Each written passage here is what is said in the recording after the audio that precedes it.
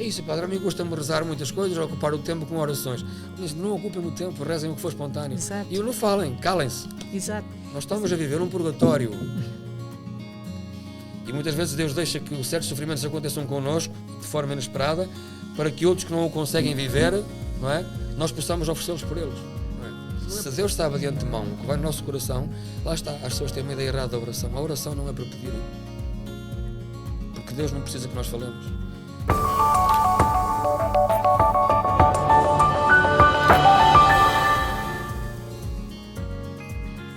Bem-vindos a mais um episódio do Papa Livros, é a nova temporada e desta feita não poderia ter começado de uma forma melhor. O autor que eu trago aqui é subejamente conhecido da nossa comunidade, é oriundo de Tangil, em Monção, viva o Minho. Iniciou os estudos na sua terra natal, ingressou posteriormente no Seminário Menor em Viana do Castelo e continuou a sua formação vocacional e académica no Seminário Conciliar de Braga. Esteve 10 anos em aldeias, em freguesias do Concelho de Caminha, atualmente está em Valença, é autor de 4 livros e é muito conhecido sobretudo pelas publicações que deixa no Instagram e no Facebook. Está entre nós em Toronto, falo, é claro, do Padre Ricardo Esteves. Bem-vindo, muito obrigada.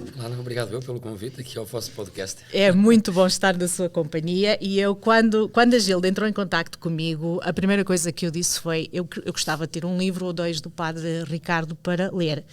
E senti, quando ela me disse, sabes, ele também é minhoto, eu não sabia que era, e senti assim uma determinada vaidade. Eu sei que a vaidade faz parte de uma lista qualquer de pecados, não faz? Epá, isso é mas sério. Capital é sério. Não, mas eu disse, ok, vamos lá. Não, vaidades à parte. Gostei muito de ler os seus livros. Tenho aqui à minha frente as Reflexões Diárias, o 2º volume. Tenho Viver a Vida na Hora da Morte e vou começar, se calhar, por este. Okay. O que é que o inspirou a escrever A Vida na Hora da Morte? Eu já vou dizer porque é que eu gostei tanto dele também. Porque no fundo, como eu, percebe certamente que quando eu escrevi não, o conteúdo do livro no fundo não aborda apenas a questão da morte física, a questão do luto, mas aborda sobretudo as sequências de morte que nós encontramos talvez durante a nossa vida. Eu referi a algumas, que é a falta de autoestima, a falta de realização pessoal, muitas vezes a nossa falta de atitude perante as circunstâncias da vida, e para mim são tantos os fatores de morte que nós encontramos ao longo da vida, porque para mim a morte física não é um fim, é apenas uma etapa da nossa vida, como crescer, amadurecer e morrer. Exato. Portanto, eu acho que não é o fulcral da vida tentar perceber o que é que se passa do outro lado, porque eu nunca morri, não tenho essa experiência. Exato. Portanto, nunca ninguém veio ter comigo e explicar-me sobre o que era o outro lado. O próprio Jesus nunca falou acerca do que era o outro lado, só nos disse que do outro lado havia um mundo sem dor, sem sofrimento, sem luto, sem doença, apenas uma alegria. O que nos faz quase querer chegar a esse mundo, né? Não querer temer a morte, porque será que a tememos tanto, não é? Nós tememos a morte realmente porque nós não conhecemos aquilo que é o desconhecido. Exato. E nós muitas vezes, ainda que estejamos mal naquilo que é o conhecido, pelo menos o certo é preferível que o incerto, e se calhar estamos um bocadinho neste impasse. É engraçado que eu, quando estava a ler, e houve histórias que me tocaram, como podem notar aqui, né? Houve histórias que me tocaram, sobretudo a de, eu creio que ela é florista, eu já vou encontrar em Monção, que tinha uma vida toda para a frentex, toda cheia de energia, de repente um cancro abateu, já lá vou buscar. Ela dava aulas de bike, isso, cycle, que era aquilo, sim, exato. E eu estava a ler e uma das coisas que sempre... Eu adoro muito teologia, gosto muito de coisas que têm a ver com espiritualidade, e uma das ideias que me estava sempre a vir à mente, e se calhar é uma maluquice minha, mas eu sempre digo que a vida é a morte e a morte é a vida. E o que é que eu quero dizer com isso? Eu acho que a vida em si é o que está para além, o que nós não conhecemos. E por qualquer razão... tiramos ou se calhar Deus enviou-nos à Terra para percebermos o quão bom é do outro lado e passarmos por aqui. Até que ponto é que acha que a vida pode ser isso? Ou seja, a vida terrestre seja realmente a morte, o tal purgatório por que temos que passar? Eu não entendo, se calhar, a passagem por ele. Primeiro entendo isso como um privilégio. Exato. Eu quase que me imagino a pedir a Deus, olha, deixa-me experimentar o prazer desse mundo que toda a gente fala, não é? E Deus concede-nos essa graça. Até porque nós temos o cunho de Deus, não é? Portanto, nós pertencemos a Deus e para Deus um dia voltaremos. Portanto, a ressurreição vai sempre acontecer na nossa vida. Isto sobretudo para quem tem fé. Agora, claro que uns vão ressuscitar para a vida eterna, outros talvez para a perdição eterna. Depende um bocadinho da caminhada que nós fazemos, mas isso podemos falar um bocadinho mais à frente. Sem dúvida. Agora, eu vejo sobretudo, nós somos os mortos. Eu acho que, e se nós olharmos para o povo africano, há aqui a forma, quando alguém nasce, eles celebram, fazem um luto, não é? E quando alguém morre, eles celebram a vida. É verdade. No fundo, se calhar esta forma, esta ideologia, esta parte cultural de vivenciar as coisas da terra, era exatamente como a Ana dizia. Portanto, quando nós nascemos, para eles entendem que nós morremos, não é? Ficamos aprisionados a um tempo, a um espaço, à doença, ao sofrimento. Portanto, o nosso corpo está num estado de sofrimento. Veio de uma libertação para um sofrimento, para um cárcere. E a partir do momento em que nós morremos, é sobretudo que nós ficamos novamente libertos, não é? De tudo aquilo que são os dissabores da própria vida. Portanto, eu acho que faz mais sentido pensar assim do que pensarmos ao contrário. Ao contrário. Sim. E o que é que dizemos àquelas pessoas? Eu tenho muitos amigos que ou se identificam como agnósticos ou se identificam como ateus, e alguns argumentos Sim, são muito válidos. E eu encontro-me sempre nessa encruzilhada, ter que ser eu a provar porque é que acredito em Deus. Eu li um livro que se chama Será que a religião é irracional? E que fala um bocado sobre esse aspecto. Mas o que é que respondemos? Eu tenho sempre essa dificuldade às pessoas que nos dizem, se Deus é assim tão bom, porque é que existe tanto sofrimento? Eu acho que essa pergunta, Ana, é feita porque realmente não quer pensar. Ou porque se calhar não querem conhecer mesmo Deus? Será isso? Porque eu, uma altura, estava a ler um livro e dizia assim, um parágrafo. Um rico aproxima-se de um mendigo na rua e disse-lhe, dou-te 10 euros se me provares a existência de Deus. E o mendigo disse-lhe, eu dou-te 20 euros se me disseres aquilo que não existe. Que ele não existe. Portanto, não... Exato. Nós não conseguimos tentar demonstrar... Claro que a fé tem que ter um acompanhamento da razão. A teologia é uma ciência, não é? Exato. Agora, as pessoas dizem, essa é a desculpa de toda a gente. É a desculpa de quem não quer procurar. Quer que lhe seja explicado, mas há coisas que não se explicam. São coisas que têm que ser vivenciadas. Há um caminho que cada um de nós tem que fazer. Agora, para mim essa é a pergunta daqueles que não querem procurar, não é? Agora, se Deus é assim tão poderoso, tão omnipotente, tão omnisciente, pode tudo e permite o sofrimento e permite também a morte de tantos inocentes e tanta catástrofe no mundo, eu também posso lhes perguntar. Só dizemos isso quando a vida deixa de nos sorrir. E quando a vida sorri, porquê é que nós não queremos Deus? E é graças Porque a Deus. interfere na nossa liberdade. Exatamente. Não é? Então eu pergunto, se Deus quer intervir no bom e menos bom da nossa história, não é? Então onde é que está a nossa liberdade? Porquê que nós exigimos tanto aos pais que não se intrometam tanto? Podem opinar, mas não se intrometam tanto. E porquê é que Deus teria que ser diferente? Porquê é que Deus tem que ser diferente? Há um livro que diz, Deus é um cavalheiro, portanto permite a nossa liberdade, mas alerta como um pai. Não é? E eu costumo sempre dizer, Ele deu-nos a capacidade de pensar, a capacidade de sermos livres, para isso mesmo, para podermos tomar as nossas decisões e não estarmos sempre... Eu tenho uma dificuldade imensa com o conceito de promessas, e eu passo a explicar. As promessas, para mim, se calhar porque nasci no meio onde observei, e o padre Ricardo sabe o que é crescer em Arcos de Valdevez, né, nas nossas aldeias, em que eu era rodeada por pessoas que iam passar novenas ao Senhor de Bonfim, à Senhora da Peneda, faziam grandes caminhadas, mas eu prometi se isto me acontecesse. E aquele se, a mim, sempre me fez muita confusão. A condição. Exato, para mim era tipo negociar com Deus. E é aí que eu tenho um bocado de problema com as promessas, porque eu digo sempre, se Deus sabe tudo, se Deus de antemão já sabe até o que eu vou pedir, porque é que eu não me limito apenas a dizer o seja feita à vossa vontade, né? Qual é a sua opinião sobre as promessas? Olha, Ana, eu vou dizer sinceramente, eu acho que esse problema das pessoas fazerem assim não é falta de intelectualidade delas, eu acho que é culpa dos padres, de nós padres. Porque nós tentamos querer dominar um bocadinho as pessoas e não queremos falar de uma forma tão aberta com as pessoas. Então eu vou-lhe colocar esta questão... Será que isso assustava também? Um bocadinho, mas eu vou-lhe colocar a questão de outra forma. Conhece o episódio em que Moisés sobe ao monte. Ao monte, sim, e Deus disse-lhe assim, vi o sofrimento do meu povo, Moisés, não é? E quero que tu vais libertar o meu povo, mas eu vou endurecer o coração do faraó para que ele não os deixe sair. Exato. Se Deus me aparecesse e dissesse assim, olha, vai libertar o meu povo, vais? Vou, mas eu vou-te complicar a vida. Então se ele me pede para fazer a libertação de um povo que é dele, que escuta os clamores e sofrimentos, porque é que ele vai endurecer? Isto é tudo uma questão de fé. Nós não podemos interpretar assim as coisas.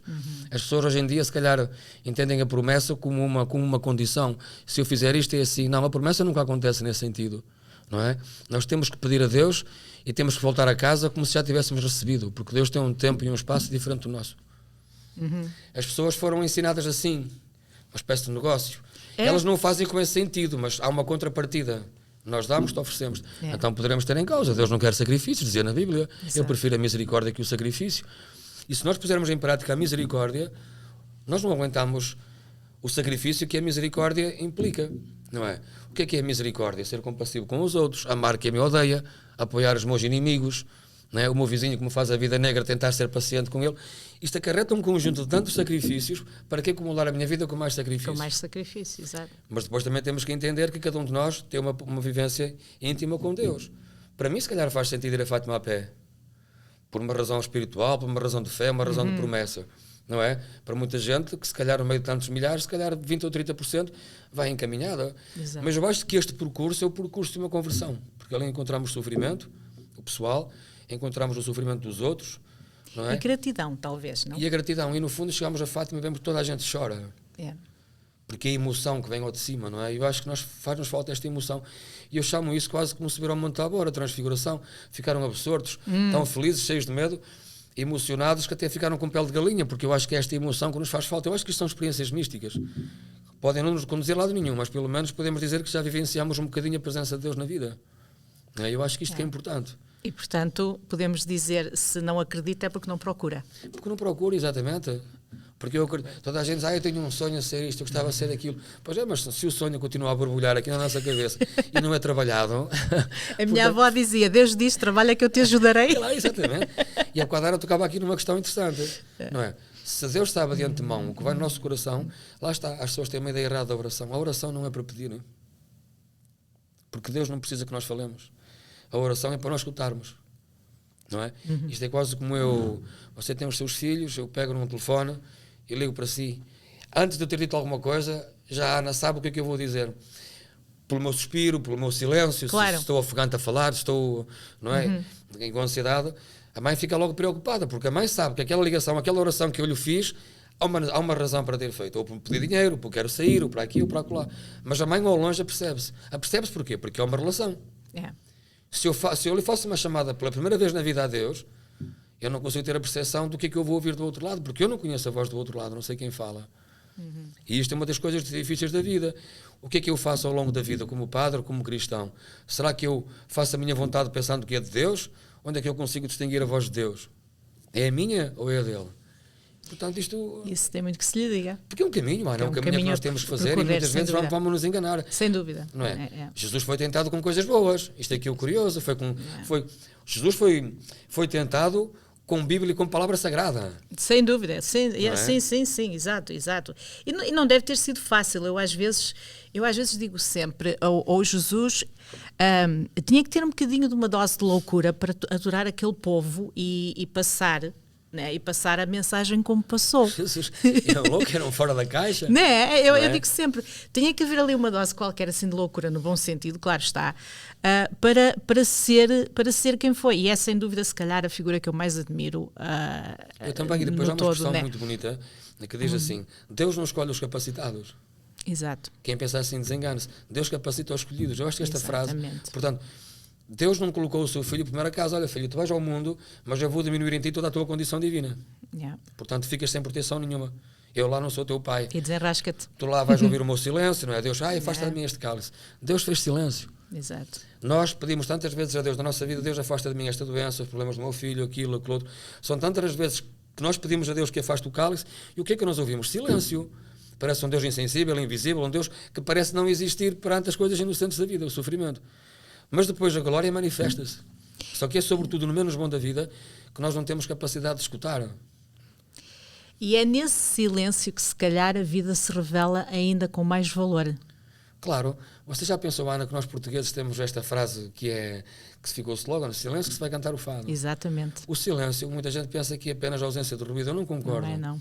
O silêncio, não sei se já comentei consigo isto, o silêncio só tem dois sentidos e duas razões. O silêncio é para ouvir o outro, ou então para ouvir a mim próprio. Porque no silêncio nunca há ausência de ruído. Não. Ou ouço o outro, ou me ouço a mim próprio. Ou os nossos pensamentos, exato. Claro, exato. Portanto, há sempre um tumulto ali de coisas na nossa cabeça. Concordo plenamente. Nesta questão de viver a vida, existe um tema que eu gosto muito de abordar. Há um que não acho que não toca nele, mas que comigo estão assim tipo par a par, que é a questão da eutanásia. Sim. E a questão do aborto. Porque os dois, de formas diferentes, são pôr término à vida. E eu sou contra o aborto, creio que o Padre Ricardo também claro. O é. Até que fui abordada por alguém que me disse, até é tudo muito bonito, mas e o que é que fazemos com aquelas mulheres que são vítimas de abusos sexuais, sobretudo em meios de guerra, em meios onde há conflito? E é uma questão um bocado complicada. O que é que respondemos a pessoas como dizendo, não, eu sou contra o aborto, eu sou contra pôr fim à vida, seja ela de que forma for. Mas depois temos estas mulheres sim, claro. que olham para aquela criança e que lhes lembra terror, lhes lembra abuso. O que é que dizemos para com essas pessoas? Que forma de viver a vida é essa? A forma como nós... Claro que isto pode nos deixar assim um bocadinho sobressaltados, a forma como a questão é colocada. Mas não sei se recorda aquele episódio em que umas freiras, penso que italianas, foram assaltadas e foram violadas e o Papa Francisco pediu-lhes tenham umas crianças.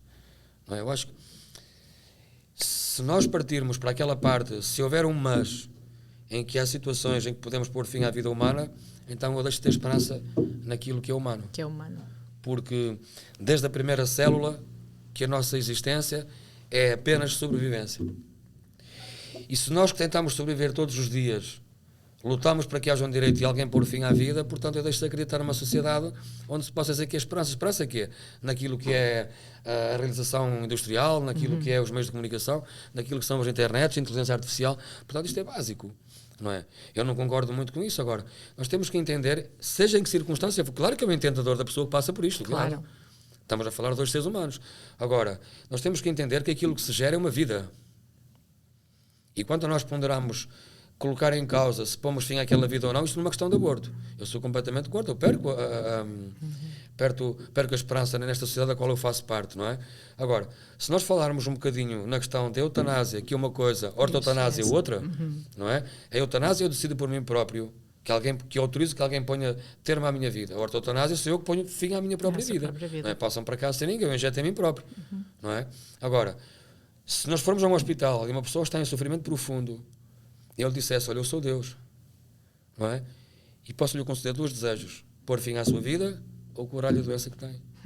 O que é que você escolhia? Curar a sobrevivência, curar a doença. Sem dúvida. Curar a dor, tirar a dor. Portanto, nós só estamos aqui porque nós não conseguimos enfrentar a dor. Jesus é a dor que nos torna obedientes. A dor, como é que eu explico? A dor corrói-nos, mas também aquilo que corrói também é aquilo que nos purifica. A dor é fogo, dói, claro que dói, tem que doer. Mas também nos deixa mais fortes. Mas deixa-nos mais fortes. Eu digo muitas vezes isto. Eu falo muitas vezes, gostei muito da minha avó e continuo a gostar. A mãe da minha mãe, a minha avó materna. E eu deparo-me com estas situações muito na paróquia. A minha avó era um bocadinho com carência afetiva, por excesso de mimo, e qualquer dozinha era uma coisa para diminuir, depois sentava, deixou de cozinhar, deixou de trabalhar, até que acamou. E quanto mais acamada estava, mais feliz era. Porque era paparicada ainda mais. E os tais mimos, não é? Exatamente, que fazem falta. E depois encontro pessoas que têm dores horríveis no corpo, que eu vejo gente que trabalha na lavoura, no campo, gente que infelizmente tem dores horríveis, não é? Assim corcovadas, e vejo que há sempre um sorriso, não é? Passam com a enxada às costas, ainda aquelas mãozinhas que nem abrem já. Ei, Dona Maria isto, Dona Maria aquilo. Se padre, não é esta dor que me vai vencer, isto só me dá mais força. E vão em pensar, como é que a minha avó, uns interpretam a vida de uma forma, outros interpretam a dor de outra, para uns a dor catapulta para ter mais vontade de viver, para outros é para atenuar mais. Que rendem-se a ela. Claro, nós somos fracos. Isto é quase como uma traição. Ai, a carne é fraca. Eu digo sempre assim, a carne é fraca não, o teu caráter é que é fraco. São coisas diferentes, não é? Vou passar a usar essa. Agora, e na vida o sofrimento é isso mesmo. Yeah. Depende da forma como nós encaramos o sofrimento. Se nós não conseguimos dar sentido ao sofrimento, não é? Porquê que o Senhor de Fátima, quando apareceu aos pastorinhos, vemos tantas outras circunstâncias, queres que eu te tire o sofrimento ou queres oferecê-lo por alguém? Exato. Não é? E tanta passagem bíblica que há assim, tanto acontecimento, não é? O sofrimento converte. É uma constante. Porque lá está aquilo que a Ana dizia. Nós estamos a viver um purgatório. E muitas vezes Deus deixa que certos sofrimentos aconteçam connosco, de forma inesperada, para que outros que não o conseguem viver, não é? Nós possamos oferecê-los por eles. Não é por quem foi. Exato, exato. E é isso que eu tenho, é isso que eu costumo dizer. Às vezes o invocar as pessoas que partiram é mais para que não esqueçam, porque eu acho que elas se tornam imortais quando a gente fala constantemente nelas. Exato. o rezar por elas, o mandar dizer missa, às vezes eu fico naquela. Se calhar eu preciso mais da missa do que quem partiu. Não, sem dúvida, sem dúvida. Não. E eu entendo isso perfeitamente. Agora, claro, eu acredito que as pessoas, portanto, rezar pelos que partiram, portanto, somos nós ainda, que estamos no mundo dos mortos, que podemos oferecer sacrifícios. Aqueles já tiveram a oportunidade. E nós acreditamos que eles já se possam encontrar em Deus. Mas se os nossos sacrifícios, não é, forem considerados válidos, Deus nunca se referiu a isto. Não é? A igreja é que se refere, são coisas diferentes. Se a igreja diz, pois então, se nós temos essa possibilidade, façamos. Se não fizer bem, mal também não faz. Não é? Agora nós temos que entender que é sobretudo através dos sacrifícios que nós oferecemos que a conversão acontece. E a nossa própria conversão. O que me leva a estas reflexões que são diárias e que fazem parte não só da sua página de Facebook, como também do Instagram. Quando eu estava a ler estas reflexões, nota-se que eu gostei de muitas. Uma das coisas que eu me percebi foi, e eu dividi o livro, corrija-me se estou errada, eu dividi o livro em 3 partes, que é a parte da oração, tem aqui muitas orações, e são orações com as quais eu me identifico, e eu já vou dizer porquê.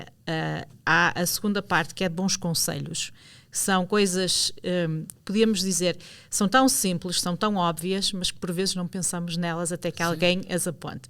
E há uma terceira parte de histórias que me fez pensar um bocado nas parábolas de Jesus. Vê-se a escrever parábolas quando está a fazer estas reflexões. Há umas situações a da mãe elefante, há aqui umas quantas que eu gostei imenso. São umas pequenas historiezinhas que eu capto de outras circunstâncias também ou assim, e depois tento dar uma visão assim um bocadinho diferente, porque eu acho que as pessoas muitas vezes não captam a mensagem. As pessoas têm uma tendência a dizer, a Bíblia diz-me, a Bíblia não me diz. A Bíblia diz, não me diz a mim. Exato. Porque se a Bíblia me diz a mim, eu interpreto como eu quero a Bíblia, não pode ser. E há muita parábola, muita história que nós lemos, a mim pode dizer uma coisa, assim pode dizer outra, ok, mas há uma frase que é uma conduta, tem que ser aberta a toda a gente. Eu posso divergir, posso ajustar um pouco mais à minha vida ou menos, mas tem que haver uma frase que é similar em todos. E que se nota super bem aqui. A parte da oração, que eu gostei imenso, é porque são orações simples, são orações de agradecimento no início de um dia, no início de uma semana. Sim. E normalmente são quase sempre ao domingo, que eu faço questão de colocar um domingo. Exato, já reparei. E porquê é que elas me chamaram a atenção? Porque nos tempos que correm há cada vez mais pessoas a rezar menos. É uma das coisas que eu noto. E quando eu digo que gosto de parar para rezar todas as manhãs, eu tenho 2 opções. Sim. Tipo, tenho 2 reações, aliás, do género, porquê?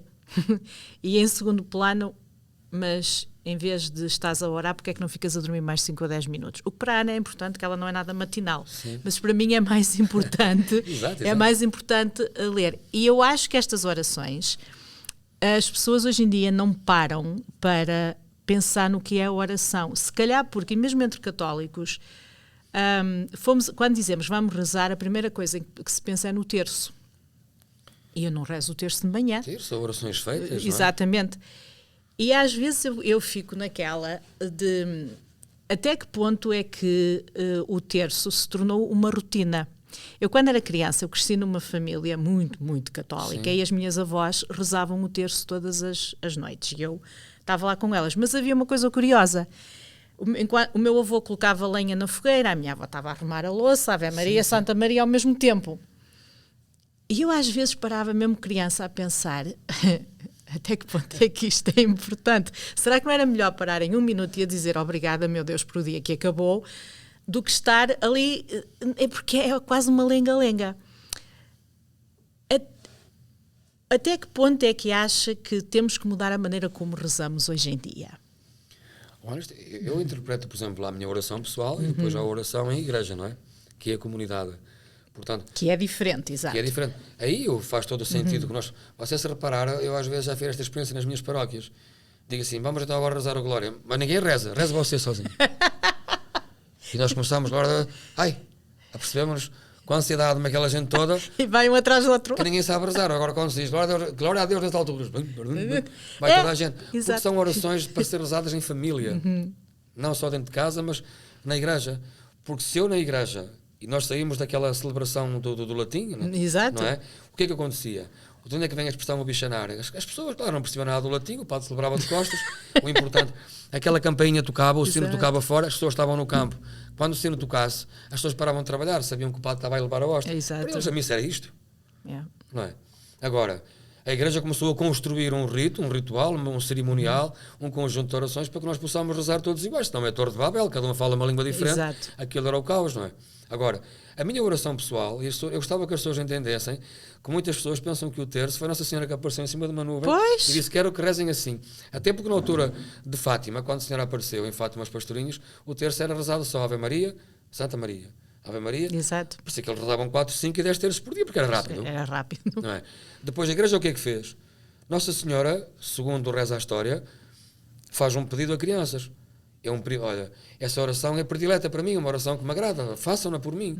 Portanto, seja pesada, menos pesada, nós não ficamos assim muito indiferentes a um pedido de uma mãe, não é? Uma mãe quando vai partir, se nos pedir: olha filhos, eu sei que não é muito a vossa ideia, a vossa forma de estar, mas façam-na por mim. Nós se calhar, por amor à mãe que partiu, nós fazemos aquele gesto que para nós pode não fazer sentido. Agora, nós temos que entender que as pessoas rezem Ave Maria, cheia de graça, Senhor é convosco, as pessoas não sabem o que estão a rezar. Eu fico sempre com essa sensação. Mas sabe o que não? Vou dar um pequeno exemplo. Ave Maria, só estas 4 palavras. Ave Maria, cheia de graça. Ave Maria, sabemos que é a saudação romana. Ave César, olá Maria. O anjo que falou a linguagem romana para Maria. Depois, cheia de graça. Nós no Alto Minho, e sobretudo os espanhóis e os mais antigos, usam. Como é que perguntam o nome às pessoas? Qual é a sua graça? Qual é a sua graça? Exato. Portanto, esta graça diante de Deus significa crescer em identidade, em nome. Olá Maria, encontraste graça, encontraste nome, encontraste identidade diante de Deus. Por isso é que nós, quando batizamos as crianças, batizamos que ela possa crescer em 3 virtudes como Jesus: sabedoria, de coração intelectual, estatura, robustez, que é igual à vida, e graça, em identidade. Que possamos ter identidade. Quanto mais for íntima a nossa relação com Deus, mais intimidade, mais Exato. tu, não é? Podemos tratar este Deus que é um Deus próximo. Sem dúvida. Agora, claro que faz muito mais sentido eu dizer ao Pai, Filho e Espírito Santo: obrigado Jesus por este dia que vai começar, ajudai-me a enfrentar as dificuldades, fazei-me ser grato e paciente. Que é o meu Até tipo logo. de oração. É É a minha oração. É o meu tipo de Eu oração. tenho dificuldade, as pessoas perguntam-me: é isso, padre, a mim custa-me rezar muitas coisas, ocupar o tempo com orações. Não ocupem o tempo, rezem o que for espontâneo. Exato. E não falem, calem-se. Exato. Recordo-me agora qual era a santa que dizia que bastava dizer obrigado. Não era obrigado a Deus, já não me lembro qual é que foi. São João Maria Vianney, Exato. que é o padroeiro dos sacerdotes. Exato. Ele foi enviado por Basta dizer obrigado, não é? Encontrava um senhor que colocava a enxada à entrada da porta e o senhor encostava-se assim no banco da frente, assim a olhar para o sacrário. Ele, uma altura curioso, isto é uma das contas que ele conta, das histórias, ele aproximou-se e disse: você está aqui, não abre a boca para falar com Deus? Para quê? Eu olho para ele e ele olha para mim. E já chega. E no fundo é isto, no fundo, É o que é. No fundo, quem tem uma relação próxima, quem está enamorado por alguém, o olhar diz muita coisa, não é preciso palavras. A Ana dizia bem: então Deus sabe o que vai no nosso coração, para que estar a falar? Não, eu acho que realmente um desperdício de tempo Sim. nesse aspecto. É fácil, é difícil, é cada vez mais fácil, cada vez mais difícil ser parco hoje em dia. É muito difícil. As pessoas pensam que o padre só abre o livrinho, celebra a missa. É isso, passa. Se eu soubesse o que sei hoje, só queria ser padre. Pois. E eu digo muitas vezes: se eu soubesse o que sei hoje, nunca tinha ido. Isso então de brincadeira, porque eu gosto muito daquilo que faço. E tenho fé naquilo que faço. Não estou a dizer que sou perfeito com isto, não é? Tenho muitos falhos. Mas também ninguém é. Claro, estou sempre a aprender, como é lógico. E tenho muita gente que me apoia em muitas coisas. Eu fico muito grato por isso. Agora, as pessoas pensam que o ser padre que é só abrir o livro e celebrar missa. Para já tem a dinâmica da pastoral, que não é muito fácil lidar.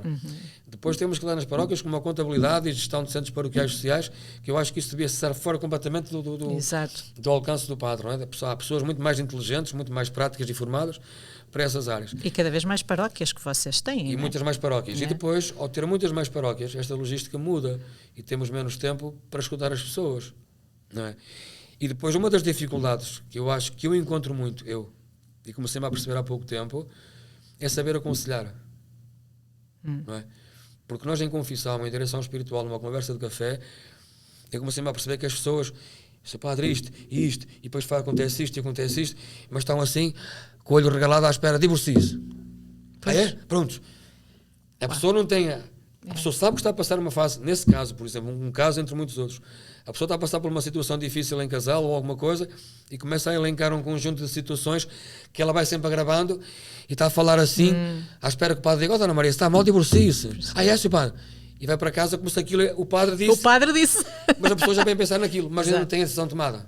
A pessoa está dividida. Mas se o padre diz, ou outra amiga diz, ou um colega diz, não é? Aquela pessoa toma uma decisão que não é a decisão dela e vai se arrepender mais à frente, em pouco tempo. Portanto, hoje em dia o saber aconselhar eu acho que está a tornar difícil. Porque as pessoas estão à espera que nós digamos o que elas façam. Vê-se como psicólogo? Em certa medida, sim. Não é? Não por ser padre, mas se fosse um amigo meu, se calhar eu ficava assim. Portanto, por isso é que eu seleciono os meus amigos. Os meus amigos são amigos no todo. Há dias em que eu não quero pensar em nada e saio com amigos para tomar café, beber um copinho e estar tranquilo, não é? Porque sei que aqueles amigos não dá para falar sério, é só mesmo para desanuviar. E é o que se precisa. Claro. Mas há alturas em que eu não quero estes amigos, são muito divertidos, são espetaculares, mas quero estes. Porque estes sabem ouvir, estes sabem aconselhar. E hoje em dia saber aconselhar é levar a pessoa, não a tomar uma decisão, mas levar a pessoa a discernir por ela própria, não é? A apresentar os prós e os contras. Olha, se pensasses assim, isso, e levar a pessoa a refletir por ela própria. Será essa uma das razões porque há tanta falta de vocações hoje em dia, em que estamos sempre a dizer que cada vez mais há falta de vocações, cada vez mais precisamos que haja mais padres? Em termos de falta de vocações sacerdotais, seja de religiosas ou missionárias, agora o que eu entendo é que muitas vezes muita gente diz, o padre não pode casar, portanto a juventude não se aproxima, porque quer constituir família. E eu tento falar às crianças das minhas paróquias e os pais dizem logo, isso, o padre, mete isso na cabeça ao meu filho. Eu ponho-me assim um bocadinho, não é meter na cabeça ao filho. Eu penso sempre, então deixa fazer uma experiência de 3 dias no seminário, depois a criança pode optar. Se nós não criarmos um espaço para a criança possa fazer silêncio, para tentar escutar um chamamento, eu não tive nada de fascinante. Há pessoas que contam, a mim antigamente pediam para fazer testemunhos de vocação, eu disse, o que é que eu vou lá dizer? Eu tive uma vida... Não houve um Samuel na sua vida? Não tive luz nenhuma, não ouvi nada, Deus não me falou durante a noite, mas hoje em dia ponho-me a pensar, porque é feita muitas vezes essa pergunta, você alguma vez sentiu assim alguma coisa diferente? Eu nunca senti nada. Mas tenho pensado nos últimos 5 anos, porque essa pergunta é tantas vezes repetida, que eu lembro-me quando vinha da escola, eu ajudava sempre à missa. Também era porque o padre dava 5 escudos. Olha, eu nunca ganhei dinheiro e ajudava. Sim, mas quando vinha na escola primária, todos eu ia correr, porque os 3 primeiros a chegar era o que ajudavam à missa. E o padre dava 5 escudos. Era pelo dinheiro que íamos comprar um reboçados a uma padaria que havia ali, que era a única loja que havia na minha freguesia. Mas depois, eu parava, quando o padre ia ao sacrário, eu parava assim, estava sempre assim. Eu sentia curiosidade para ver alguém lá dentro. Só que o padre, como era cheinho, eu nunca conseguia ver, eu revoltava-me. E tentava espreitar, mas eu um dia senti curiosidade de abrir o sacrário, mas também senti medo. Não é? Tínhamos aquele receio, no sacrário só mexe o padre. E hoje em dia, se calhar aquela forma de eu querer olhar lá para dentro, hoje põe-me a pensar, se calhar era Jesus que me chamava, olha, anda-me a descobrir, depois se quiseres seguir-me como padre segues, se não queres, não segues. Tudo bem, exato. Mas aquelas sensações são pequenas sensações que se calhar nos levam a querer conhecer algo mais. Se calhar, quem me diz a mim que não foi um convite? Poderá ter sido, poderá não ter sido. A tal voz. E aquilo não era uma voz, era mais a curiosidade de saber. Exato. Toda a gente falava em Jesus lá dentro, eu só via um bocado de hóstias a sair lá dentro, mas pensei que estava alguém a viver lá dentro. Era criança, pensava como criança. O que leva à minha próxima pergunta. Eu acho que se pudesse, eu gostava de ser padre. Porque é que a Igreja Católica ainda continua, é tal coisa de in persona Christi, né? Portanto, há a semelhança Sim, de Cristo. Essa é a etc. justificação máxima.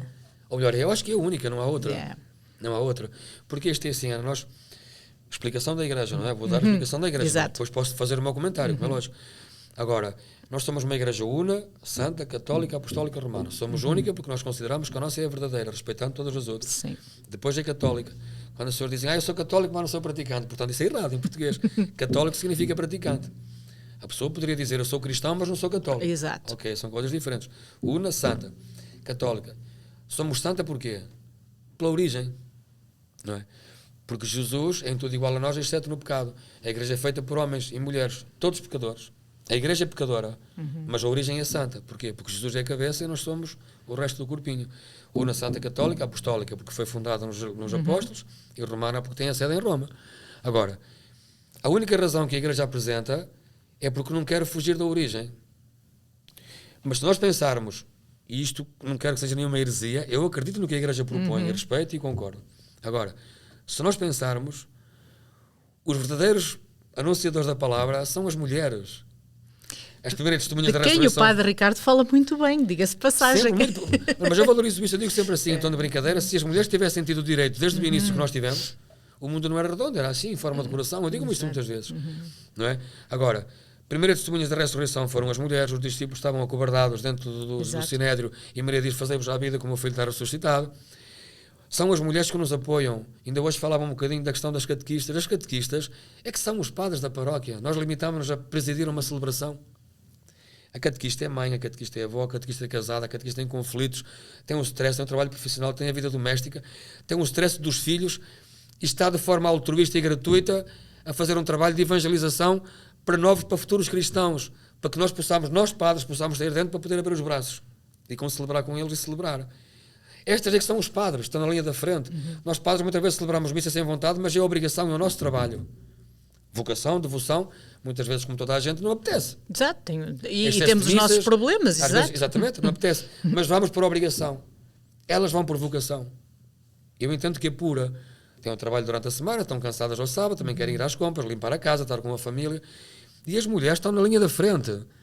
Desde sempre. 90% das pessoas que estão na missa, quem são? 4 homens, 90 mulheres. Isso é verdade. As mulheres limpam, as mulheres leem, são ministras da comunhão, são catequistas. Portanto, o que somos nós padres sem as mulheres? É que eu faço isso tudo atualmente, né? E penso, a única coisa que me falta realmente é poder celebrar a missa. E às vezes pergunto-me, será que algum dia, isto agora é mesmo só nós aqui a divagarmos um pouco, mas será que algum dia vai mudar essa abordagem que existe? Ora, não acredito que irá existir o nome sacerdotisa. Porque celebramos todos, Ana. O padre não celebra a missa. Não é muito correto dizer que o padre celebra. O padre, não é? Nós celebramos. O padre preside uma celebração onde todos celebram da mesma forma. Exato. Todos nós celebramos. Por isso é que nós rezamos tudo igual. O padre preside uma celebração. Viana, não é? O nosso bispo, o Dom João, é a única diocese, penso que no país, que não tem diáconos permanentes. Estão a formar leigos, não só diáconos permanentes, mas ministros da comunhão, com um ano de formação. Para quê? Para fazerem funerais, casamentos, batizados, não é? Porque são sacramentos, a Eucaristia, celebração da palavra, não precisam da consagração. Esses leigos vão poder fazer tudo, menos ouvir em confissão e consagrar. Do resto podem fazer tudo. Portanto, eles vão presidir a uma celebração, onde todos nós celebramos.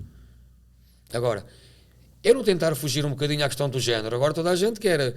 Eu não tenho nada contra o homossexual, o outro é um binário. Depois no outro dia havia uma reportagem miúdas a dizer que não eram pessoas, que eram cães. É tão confuso. Eu acho que as pessoas estão numa crise tão existencial. É tão confuso. Não é? Heterossexual, gay, lésbico. É muita coisa, é muito rótulo. E depois toda a gente quer encontrar um estado diferente. E por muito que nós queiramos fugir à natureza das coisas, só há 2 géneros, masculino e feminino. Exato. O resto podem chamar o que quiserem. Mas por muito que nós queiramos fazer assim... Como professora de gramática, isso é ouro sobre azul. Claro, exatamente, só há 2 géneros. Exatamente.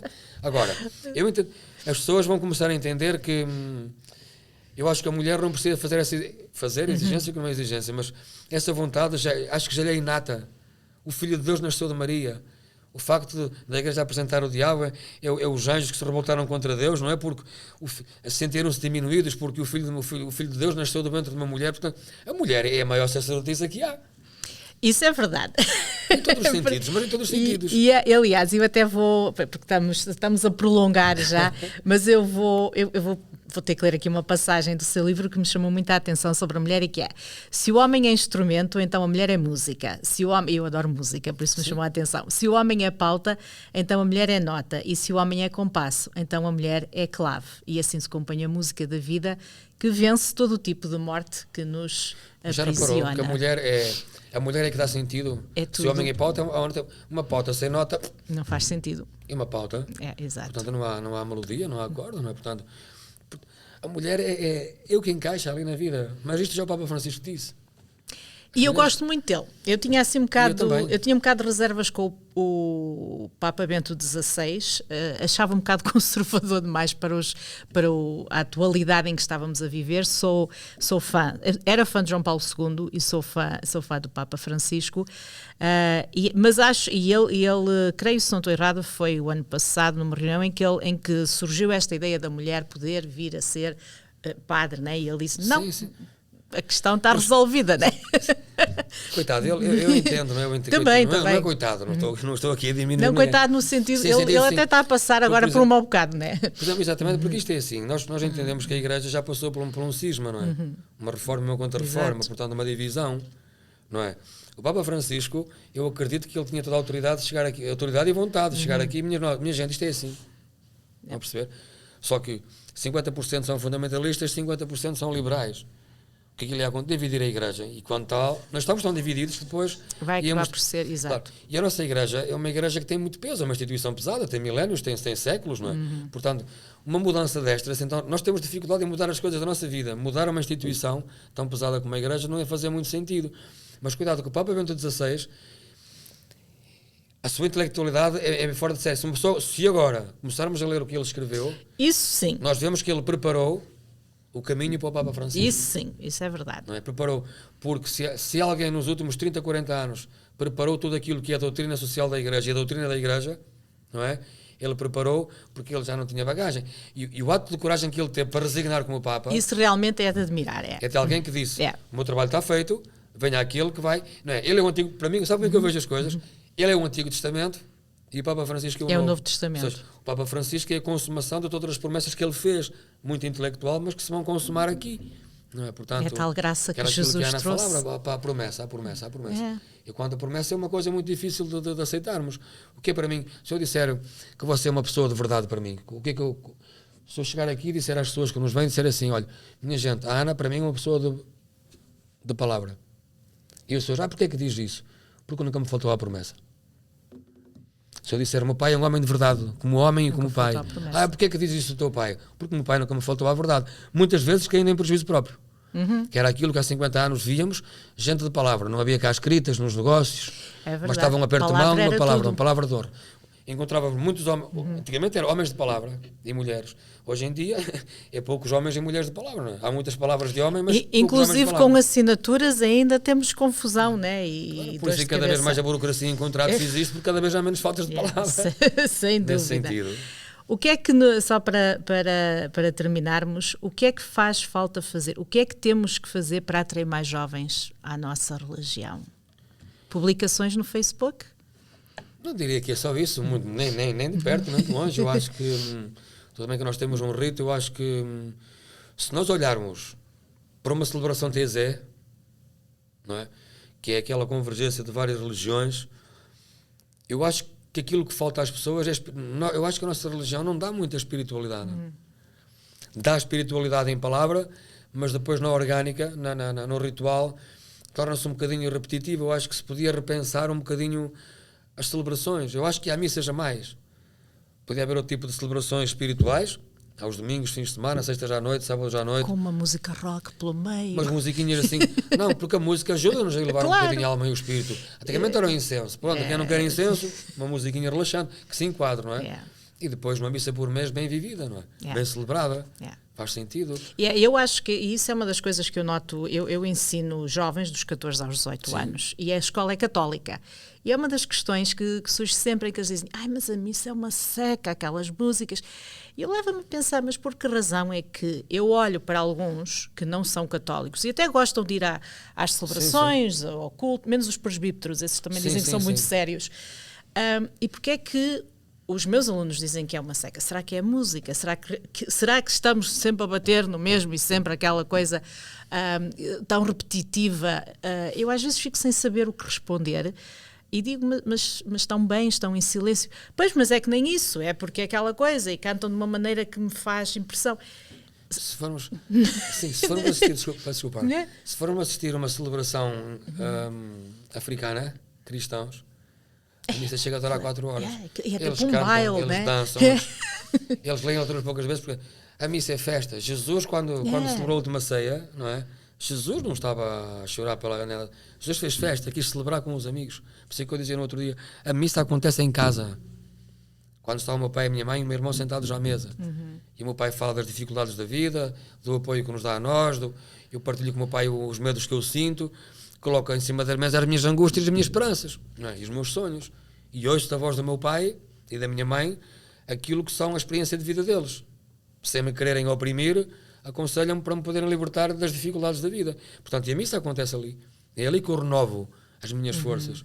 Agora, se eu estou sentado à mesa, a minha mãe come de pé, porque quando cozinha para o pai, o filho chega aqui, pega no prato, vai comer para o quarto, o outro para o sofá. É que tá. Portanto, não há missa, há dispersão. Exatamente. Agora, é claro que então rezar o terço com todas essas tarefas. Claro, eu acho que sim. Bem, para concluir, há mais algum livro em que estamos a trabalhar? Há mais algum livro no horizonte? Eu não escrevi há pouco tempo uma ponta, mas tem uma coisa, uma parte. Escrevi uma biografia de um cantor que vai ser lançado agora em Portugal, dia 30 de março. Podemos saber qual é o cantor? Em Vila Real, que é o Rui Fontelas. Muito bem. Sim, ele começou com o Marante em Portugal e agora tem uma carreira já de alguns anos bastante significativa. Mas depois também tive um convite que eu não queria aqui muito revelar ainda, porque eu tinha um sonho desde há muito tempo, um sonho. Eu gostava, nós sabemos que na Bíblia não conhecemos um bocadinho da história de Jesus até aos 12 anos, depois ali a partir dos 30, e eu gostava de pegar num livro com algum rigor científico, gostava de ter uma equipa a trabalhar comigo, 2, 3 pessoas, a fazer um bocadinho de pesquisa, e gostava de pegar um bocadinho num Jesus, contar como se Jesus tivesse entrado a partir dos 12 até aos 29 anos, um Jesus que entrou no IPO, que encontrou uma criança que lhe perguntou porque é que eu tenho cancro. Isso é muito bom. Mas um Jesus que falasse com linguagem bíblica. Depois o miúdo contrapunha com um médico que entrava na sala e que dizia: meu cancro é isto. Jesus dá respostas àquilo que nós procuramos respostas. A tal pergunta: porque é que permite a morte de inocentes? E buscar frases bíblicas, não é, com fundamento, e readaptá-las, não é, sem fugir à veracidade das coisas. É tal vida na hora da morte. Sim, e contar essas histórias um bocadinho, um Jesus que fala dos 12 aos 29, um Jesus que se encontrou com um menino de 12 anos como ele, um Jesus que entrou, se calhar foi convidado por uma família que estava em separação. Tenho aqui a primeira leitora. Não, eu gostava de alguém que pudesse trabalhar, quem sabe, um dia fazer ia pôr de editora, no fundo também me lançou uma altura um bocadinho este desafio. Muito se eu queria fazer reflexões, mas reflexões eu faço, mas nesse ponto eu gostava alguém que pudermos trabalhar, compilar texto. Acho que ia ser uma obra muito interessante. Eu acho que sim. Espiritual, não ser piegas na religião, mas uma coisa espiritual, assim, muito temas recentes. O miúdo pergunta: eu sou gay, o que é que tens a dizer? Porquê é que não gostas de mim? Exato. Porquê é que a tua igreja não gosta de mim? Um exemplo. E Jesus tenta responder sem magoar ninguém, sem defender ninguém. Isso é extraordinário. Apenas levantar questões. Eu só queria levantar questões. Porquê que a igreja não aceita? Sem dar respostas. A resposta que fosse o leitor. Fica o convite para o próximo Papa Livros virmos aqui falar sobre isso. Obrigado, né? Padre Ricardo, foi um enorme prazer falar consigo. O gosto foi meu. Obrigada por estes momentos tão bons. Para quem ainda não leu, o Padre Ricardo tem reflexões diárias. Há 2 volumes, eu por acaso tenho aqui o segundo volume. Há 2 volumes e há este que é muito bom, que é Viver a Vida na Hora da Morte. Cá está, não é só a vida. Faz-me lembrar o poema do Mário de Sá Carneiro, quando ele morrer, batam em latas e saltem aos saltos, aos pinotes, não sei o quê, façam festa. E, portanto, é a vida. E se precisarem de livros, se precisarem de alguma coisa, podem entrar em contacto comigo, eu passo à Gilda e há uma próxima oportunidade de o ver em Toronto? Pode ser que sim, já há uma data mais ou menos pensada. Ótimo. Agora falta é saber se há essa disponibilidade. Eu gostaria muito que sim, até para um evento um bocadinho diferente, mas que depois, se for avante, traga outro livro que a Ana aqui irá partilhar. E também lhe quero dar os parabéns, que eu tenho ouvido que o feedback deste podcast é muito positivo. Muito obrigada. A Ana tem feito um trabalho excepcional neste podcast e outros, que certamente faz. Portanto, Ana, parabéns, continua assim. Muito obrigada. Às vezes não é fácil. Se fosse fácil era para não, todos. Ninguém fazia. Portanto, como não é fácil, não é para todos, é só para alguns. Portanto, continuo, que eu acho que isso também evangelizar, porque era aquilo que eu dizia no outro dia, evangelizar é humanizar, não é? Portanto, quanto nós, em várias áreas diferentes, conseguirmos humanizar o outro, fazer o outro pensar um bocadinho que seja, portanto, eu acho que estamos a salvar almas. Obrigada, até uma próxima oportunidade. Se não for em Toronto, eu vou até Valença, agora vou atrás. Agora sabe onde é que eu fico, portanto, já não tenho como fugir. Terminamos aqui este episódio do Papa Livros. Estivemos com o Padre Ricardo Esteves. Até ao próximo episódio.